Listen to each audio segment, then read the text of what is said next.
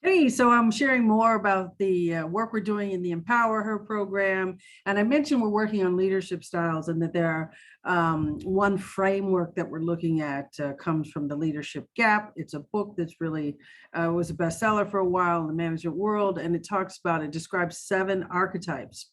Lally Daskal is the author of that book, and it describes 7 archetypes of leadership. And then there's 7 types, and there's like um, on one end of the spectrum is the loud and proud successful version of that leadership style, and on the other end of the spectrum is the shadow version of the first version. So for instance, in the world of the rebel, they're driven by confidence, and then at the other extreme is the imposter, who's driven by self-doubt. We're still taking actions, but we're our fear and insecurity instead of confidence and authority. The second type is the explorer. So the explorer is fueled by intuition, and its shadow is the exploiter, who's the master of manipulation. Ouch. Listen for where you might be. And again, you're not one of these. There may be 1 or 2 of these that are pretty dominant or prominent for you, and all 7 of these live with us somewhere. The third one is the truth teller, who leads with honesty, and then its shadow is the deceiver, who generates suspicion. Then there's the hero, who embodies courage and individuality, and then the shadow is the bystander, who's fearful, timid. Then there's the inventor, who's brimming with integrity and ingenuity, and the shadow is the destroyer. They're morally corrupt. Then we get to the navigator, who trusts and is trusted as a guide. And then their shadow is the fixer, endlessly arrogant. And the last one is the knight, for whom loyalty is everything. And their shadow is the mercenary, who is perpetually self-serving.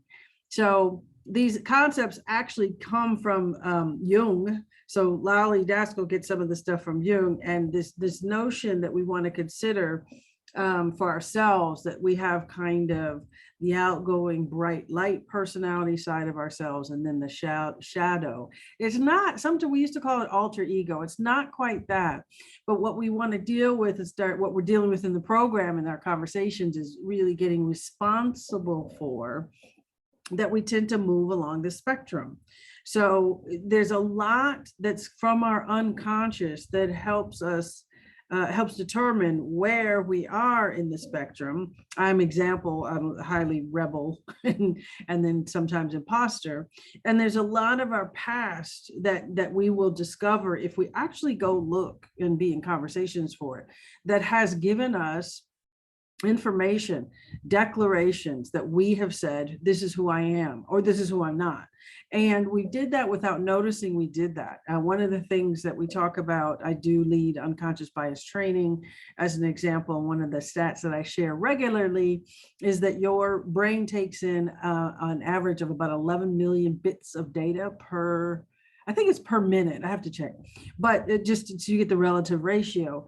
But your conscious brain can only process 50 bits. So 11 million versus 50. So you're taking in a ton of information and processing it.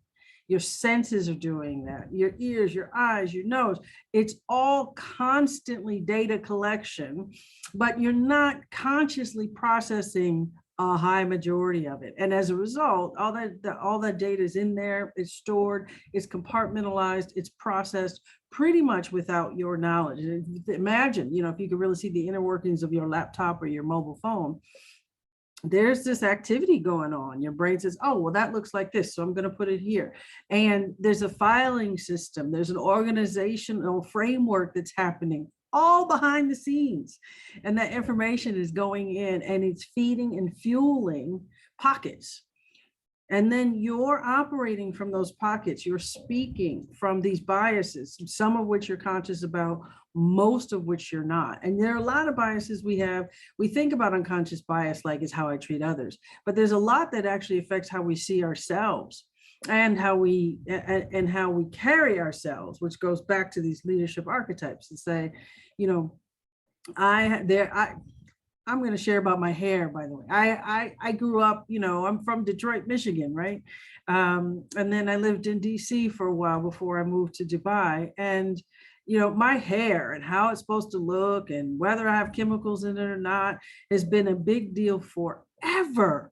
For as long as I can. First of all, I was just wrestling with my mother doing my hair. But even, you know, as a young adult dealing with what, you know, did I have the money to go get my hair done, you know, once or twice a month in high school versus, you know, not. And what did I do to it, and what did it look like, and what did it mean about who I am in the world? My hair has been a thing forever, and I've been unpacking some of the conversations to look at, well, where did it come from that it should look straight, or it doesn't look nice when it's not straightened. I swim a lot now. So a lot of times here in Dubai, you know, I need to work out. Swimming really works for me, but I got to deal with wet head and put my hair together in a way that works to show up and look professional for meetings. If I swam 2 hours ago or even yesterday, the time it takes to get hair dry and start, you know, all the stuff is nonsense, right? But nonetheless, the key point of this is I'm clear. I have a ton of messages and communication that got delivered to me that no one said it. It's not like my mother sat me down and said, your hair should look like this, it shouldn't look like this, and when it does, you're bad and wrong. Nobody sat me down and said it, but I still have clear notions about it. And I have all kinds of names, you know, straw head, mop head, cotton ball head, witch's nest, for when my hair doesn't look the way I want it to look. And it's negative, and it's like all coming from some clear messages that I got and I stored about hair and what's good hair, what's bad hair. And I know especially for us in Detroit at the time, your skin color and your hair texture were a big part of the conversation for Black folks. And I still to this day struggle with and grapple with this conversation about my hair. And I keep taking responsibility for this is my views about my hair should and shouldn't look like are not my own. They're not really my own. They snuck in like unwanted guests from media pictures and images and conversations and years of it. Now, interestingly enough, I live in the Middle East. A lot of people are covered here. You don't see women's hair in public. And like how lovely. Oh, absolutely lovely. And when I was sharing this with a good friend who was covered, I remember, you know, she sort of looked at me like, oh, yeah, okay, well, whatever. Because it's just, you know, it's just not as big an issue because we're covered. And while the purpose of that is modesty, I actually started to notice, but look at all the messaging and communication that's not getting delivered just about hair. Because you're covered, and a lot of media images, women are covered. And it's like all of a sudden I just got connected to, wow, there are so many messages that I got as an American and American media that signal something about what standards were, that didn't happen in other parts of the world. So nonetheless, all that to say, there is unconscious bias. It affects how we show up as leaders. We want to start to be responsible for it, which is what we're doing in the EmpowerHer program. So I want to thank you for listening.